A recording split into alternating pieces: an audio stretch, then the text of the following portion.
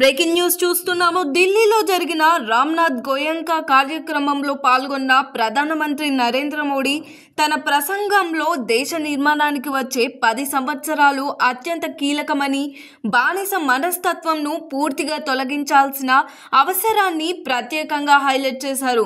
భారత వారసత్వం, భాషలు, సంస్కృతి, విజ్ఞాన సంపదలను పునరుద్ధరించేందుకు నేషనల్ మిషన్ను ప్రకటించాలి అన్న మోడీ మాటలు తనను ఎంతో కదిలించాయని కాంగ్రెస్ సీనియర్ ఎంపీ శశి థరూర్ తెలిపారు. జ్వరం, దగ్గుతో బాధపడుతున్నప్పటికీ ఈ కార్యక్రమానికి హాజరవ్వడాన్ని గౌరవంగా భావిస్తున్నానని ఆయన ఎక్స్ వేదికలో పేర్కొన్నారు.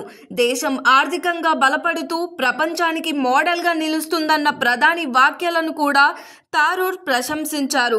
తాను ఎప్పుడూ ఎలక్షన్ మోడ్లో ఉన్నానని ప్రజలు చెబుతున్నా నిజానికి ప్రజా సమస్యలపై ఎమోషనల్ మోడ్లోనే ఉంటాను అని మోడీ చెప్పిన మాటలను గుర్తు చేసిన థరూర్ ఈ స్పష్టత ఎంతో నచ్చిందని చెప్పారు. మోడీని థరూర్ ప్రశంసించిన మొదటిసారి కాదు. ఆపరేషన్ సింధూర్, గ్లోబల్ దౌత్యం, అమెరికా టారిఫ్ సమావేశాలలో మోడీ ప్రదర్శించిన నాయకత్వాన్ని గతంలో కూడా ఆయన మెచ్చుకున్నారు. అయితే ప్రతిసారి ఇదే ప్రశంసలు కాంగ్రెస్ శిబిరంలో చర్చలు రేపుతున్నాయి.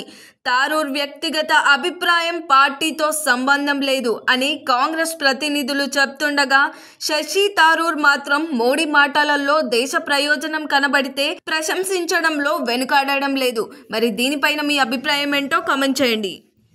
మరిన్ని అప్డేట్స్ కోసం చూస్తూనే ఉండండి RLR టీవీ.